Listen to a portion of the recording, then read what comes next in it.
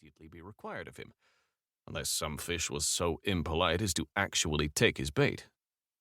"But back on the road, I think. Has to be. Some kind of music," Inves declared. "I don't recognize the instruments involved." Forced to cogitate, the distracted badger let out a resigned sigh, and for the first time concentrated on listening with something more than general indifference. "Carillon flutes," he finally proclaimed, "with accompanying chimes. More than one instrument, certainly." "Agreed." Inves was staring to his left. "But it doesn't look like any of those."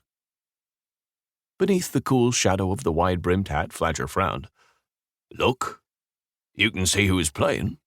"That's just it. I can't see who's playing. I can't see anyone at all." "Then what are you seeing?" "The music," Inves told him. "I've never actually seen music before." "What are you talking about?" The badger struggled to sit up. "Careful," Inves warned him. "It's very close now and you'll bump right into it." Bump into what?"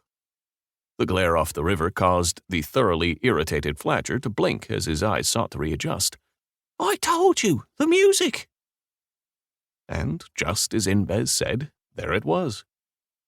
Flagger found himself gaping at the glistening, translucent, slightly reflective armful of music. It hovered lazily in the warm air of morning, not an arm's length from his face.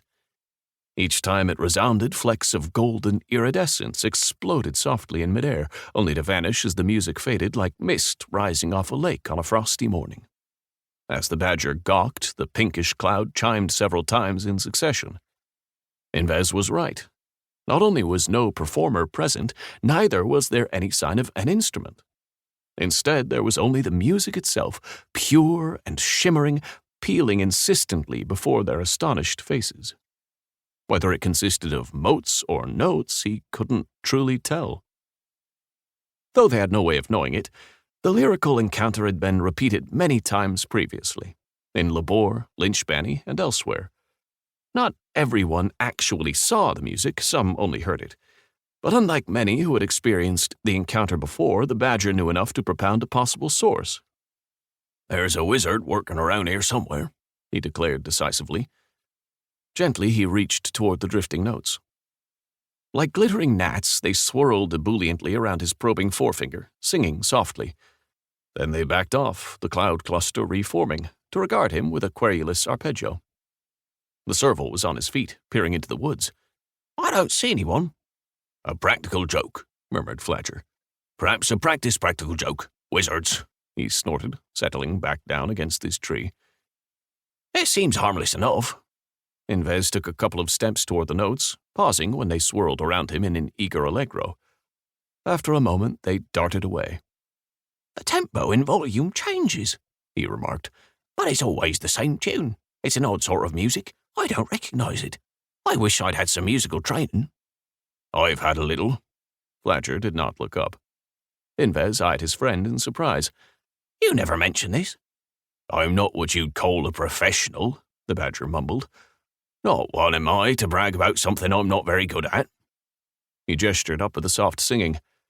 "I'd wager there's something wrong with that series of notes, and I don't mean from a musical standpoint." "Wrong?" The serval's whiskers twitched. The badger squinted up at the jittering notes. "It sounds unresolved, like something's missing, both at the start and at the conclusion. It's not like a complete composition, but more like a piece of one, cast off like a bad tooth." He shrugged. "But then what do I know? Is there anything else?" Inves peered up and down the stream. "These are the only notes I see."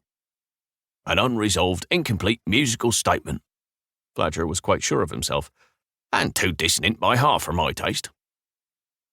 As if in response, the music concluded a complete and decidedly mournful restatement of its principal theme, before it began to drift away, pacing itself to the flow of the stream. Inves followed until it vanished, still chiming softly to itself into the woods. "I had the distinct impression that it was looking for something," Flagger added from somewhere beneath his hat. Inves resumed his seat and fiddled with his pole. "What could that be? What would a piece of music be looking for?" "How should I know?" The badger snuffled softly. "The rest of itself, I should imagine. If I were a part of a song or a symphony, I wouldn't want to go through the rest of eternity